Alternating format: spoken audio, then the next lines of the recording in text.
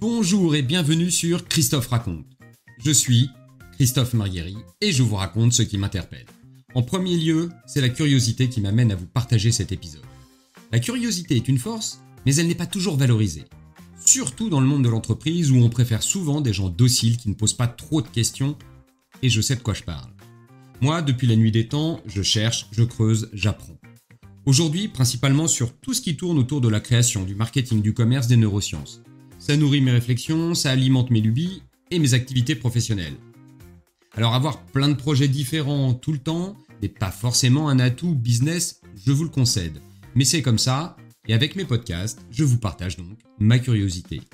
Alors curieux, curieuse, montez le son, je vais tout faire pour vous partager des idées, des infos, des anecdotes qui vont nourrir la vôtre de curiosité. Bonne écoute.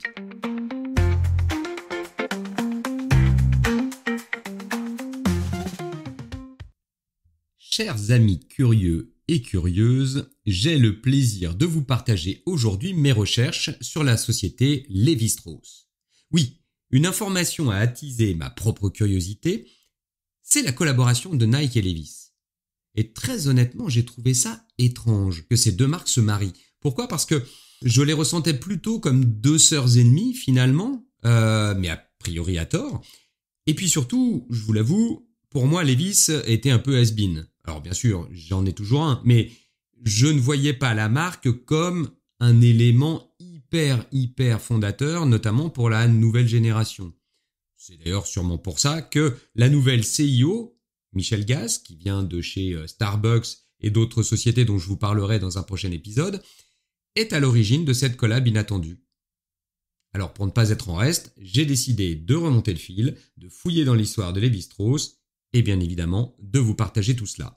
Démarrons donc par le commencement. On est à San Francisco en 1853.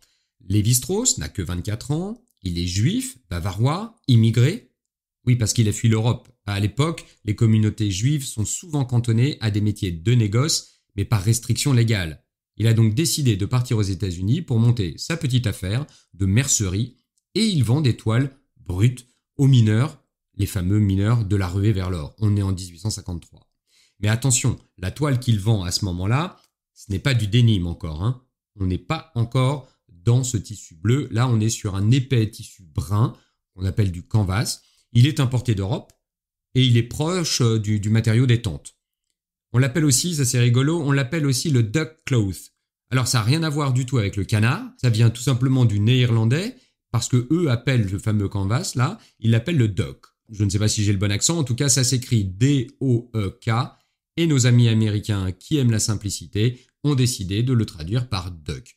D'ailleurs, il vend un fameux tailleur laiton, cette toile. Ce tailleur laiton, il est installé à Reno et il s'appelle Jacob Davis. Et c'est lui qui va changer vraiment le destin de Lévi-Strauss. Davis a remarqué que les pantalons qu'il confectionne pour les ouvriers se déchirent aux poches. Il le sait, il est obligé de les recoudre et de les rafistoler à chaque fois. Et donc il a l'idée, simple mais ô combien géniale, de renforcer ces fameux coins qui se déchirent avec des rivets en cuivre, les mêmes que l'on utilise en fait pour les harnais. L'idée est géniale, sauf qu'il a un problème, c'est que pour pas se la faire voler, il doit déposer le brevet. Or, déposer un brevet coûte cher. À l'époque, un brevet américain coûte 68 $ en frais administratifs, ce qui équivaudrait, en faisant une cote mal taillée, à 2000 $ aujourd'hui. Et Davis, lui, n'a pas cet argent. Alors, il écrit tout simplement à Lévi-Strauss pour lui proposer un partenariat. Et c'est ce qu'ils font. Le 20 mai 1873, ils obtiennent ensemble le brevet US 1391-21 pour, tenez-vous bien avec mon accent anglais, Improvement in Fastening Pocket Openings. En gros, un système qui va permettre de solidifier et de simplifier l'ouverture des poches. Le pantalon est conçu pour résister au travail le plus rude. Vers 1907, Davis vend ses intérêts dans le brevet et la production à la société Lévi-Strauss et compagnie, et il va s'éteindre une année plus tard en 1908. Mais revenons plus en amont sur la toile, puisque comme je vous le disais, le duck cloth, le fameux canard, est marron. On n'est pas du tout dans le jean que l'on connaît aujourd'hui, bleu. Et oui, ce bleu vient justement du denim. Alors, Pourquoi de Nîmes? Tout simplement parce que Strauss, qui importe cette toile-là, c'est une toile qui est appelée initialement Serge de Nîmes. Oui, notre ville à nous, Nîmes, en France. Et bien évidemment, once again, nos Américains le contractent en de Nîmes, plutôt que de tout dire. Et contrairement à ce que l'on pense d'ailleurs, c'est pas exactement le même tissu qu'en France. Parce que la serge française, elle, est souvent mélangée laine soie ou laine coton. Or là, le denim qui est utilisé pour faire les jeans, lui, il est en coton. En revanche, la technique de tissage est exactement la même. La chaîne est teintée à l'indigo et la trame, elle est blanche ou crème. C'est ce qui donne du coup un tissu qui est bleu à l'extérieur et clair à l'intérieur. Alors je crâne en vous parlant de chaîne et de trame, très honnêtement, je n'avais pas la compétence initiale pour savoir exactement de quoi il s'agissait. Je suis donc allé chercher l'information et je vous la transmets ici. On parle des fils de chaîne. Ce sont ces fameux fils qui sont tendus dans la longueur sur le métier à tisser pour créer l'armature de base. Et ensuite, c'est la trame, donc les fils, qui vont s'insinuer et cheminer au-dessus et en dessous des fils de chaîne, qui vont construire le tissu, et ça, c'est la trame. En faisant des allers-retours, on va avoir du coup un tissu qui va être tramé, et en tout cas qui va être construit, et que l'on appelle derrière une armature sergée ou diagonale. Pourquoi diagonale? Parce que justement, la méthode passage de la trame en dessus et en dessous est spécifique avec cette méthode-là, puisqu'en fait, elle passe en dessous un fil de chaîne pour repasser au-dessus de 2 et parfois plus fils de chaîne. Donc on a un passage comme ça, 1, puis 2, 1, puis 2, ce qui au final avec les allers-retours va faire qu'on a toujours un décalage d'un cran. C'est ce qui donne, si vous regardez votre chino ou même votre jean, vous avez cette notion de trame là, d'armature qui est en diagonale. Voilà pourquoi on appelle ça en diagonale. Mais revenons à notre ami Lévy. Lui au départ, il importe son tissu d'Europe. Et puis, chose faisant, il décide plutôt de faire fabriquer aux États-Unis et il travaille donc avec des filatures américaines. Il y en a une qui s'appelle Amoskeag Mills, qui est dans le New Hampshire, j'aime bien dire ça, et qui vont lui fabriquer, alors elles sont plusieurs à lui fabriquer son tissu. Sauf qu'au bout d'un moment, on connaît le système américain et pour se protéger également, à partir de 1915, Levi's va signer un deal exclusif avec la société Cone Mills, qui se trouve, elle, à Greensboro, en Caroline du Nord. J'adore faire ça. J'adore en Caroline du Nord. Nous, on dit pas en France Angers, dans le Maine-et-Loire. Non, on dit juste Angers. Eux, ils disent Greensboro, en Caroline du Nord.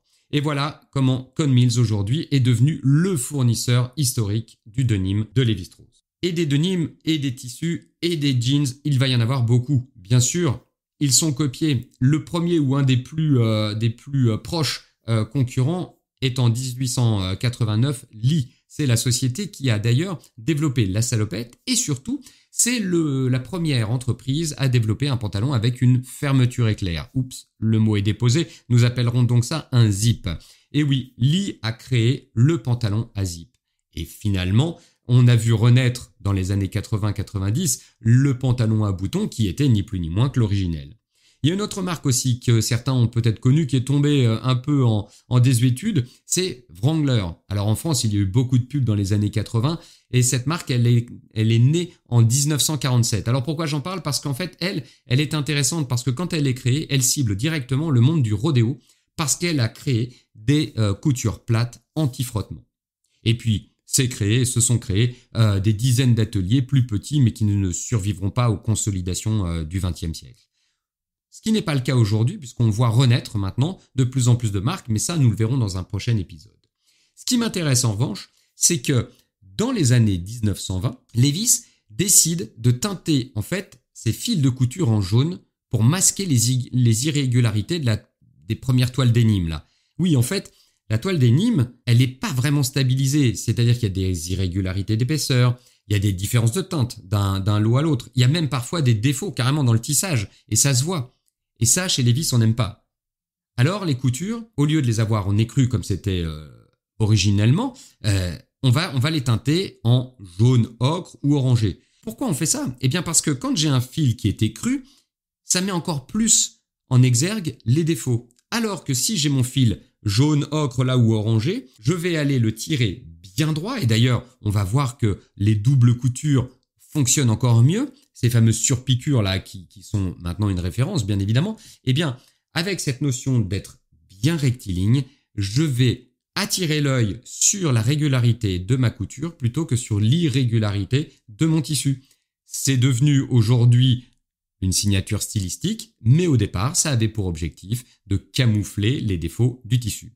Mais revenons à ce fameux brevet US 1391-21, parce qu'il est intéressant de noter que ce brevet n'a protégé Levi's que pendant 17 ans. Et oui, en 1890, de nombreux concurrents vont se ruer sur l'idée et la copier. Cependant, notre ami Levi avait un temps d'avance. En marketing, on dirait qu'il a joui d'un avantage d'antériorité ou un first mover advantage, comme disent nos amis américains. Le tout renforcé bien évidemment par ce fameux capital signature. C'est un peu comme Bic avec son stylo cristal, vous savez.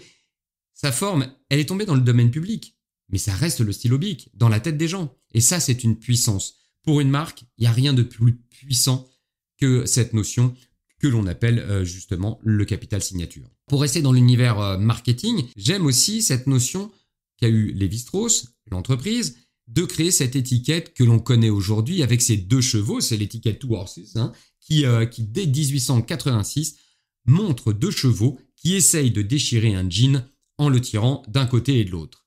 Cet argument, il est hyper puissant, cette image, elle est forte, notamment pour les cow-boys, les cheminots et autres mineurs d'ailleurs, qui adoptent initialement ce pantalon pour sa solidité avant tout. On n'est pas dans l'effet de mode, on est vraiment dans un produit qui se veut un vêtement de travail et surtout un vêtement de travail hyper solide. Donc, l'idée, une fois encore, c'est d'avoir un produit qui ne se déchire pas. Au départ, jeans sont fabriqués à petite échelle. D'ailleurs, ils sont cousus par des femmes qui sont chez elles. C'est le début du télétravail avant l'heure. Et à ce jean-là, on va lui donner le numéro 501. Pourquoi ? Tout simplement parce que c'est son numéro de lot logistique. Et ce fameux 501 va garder son numéro. D'ailleurs, ça sera après une signature, là encore, que d'avoir des numéros pour les jeans. Et le 501 deviendra une icône sans quasiment changer de forme, au point même de s'en être vendu a priori plus d'1 milliard depuis sa création. C'est colossal. 1 milliard de 501 aurait été vendu depuis sa création. Les chiffres, nous en parlerons dans un prochain épisode et vous allez voir que ça fluctue beaucoup quand on parle de jeans et quand on parle de mode. Mais si on en revient à mes rivets et à mon jean, les rivets ont failli disparaître. Il aurait été fort probable que nous ne connaissions pas le jeans avec ses rivets. Pourquoi ? Parce que pendant la Seconde Guerre mondiale, les États-Unis mobilisent leur industrie pour l'effort de guerre. Et le gouvernement impose des restrictions sur les métaux, le caoutchouc et la laine. Levi's doit réduire considérablement sa quantité de cuivre utilisée pour ses rivets. Il va donc décider de les enlever sur les poches arrière de ses jeans. Et pour avoir quand même un effet, il va remplacer les fameux rivets par les coutures que vous connaissez, ces coutures décoratives en forme d'arc qui sont appelées arcuate. Voilà comment sont nées ces fameuses coutures qui décorent nos poches arrière sur nos jeans Lévi-Strauss. Voilà, nous arrivons à la fin de cet épisode, au moment où les jeans vont traverser l'Atlantique avec la Seconde Guerre mondiale, puisqu'ils sont portés par les GIs américains, lorsque ces derniers ne sont pas au combat. C'est en fait leur pantalon de détente. L'Europe et l'Asie vont donc découvrir ce fameux vêtement, mais ce n'est pas encore l'heure de la déferlante. Cette déferlante, ce boom, je vous en parlerai dans le prochain épisode. J'espère que cette première partie vous a plu, que vous avez appris des choses et que je vous ai donné envie d'être encore plus curieux. Et si c'est le cas, je vous dis à très bientôt avec la suite. Voilà, cet épisode est terminé et j'espère que vous avez pris autant de plaisir à l'écouter que moi à fouiller, assembler, décortiquer pour le construire et vous le partager. À propos de partage, si vous connaissez d'autres curieux et curieuses, transmettez-leur le lien. Mettez des étoiles, elles iront très bien avec celles que j'ai dans les yeux à chaque fois que je me lance dans un nouveau projet. Je vous dis à très bientôt.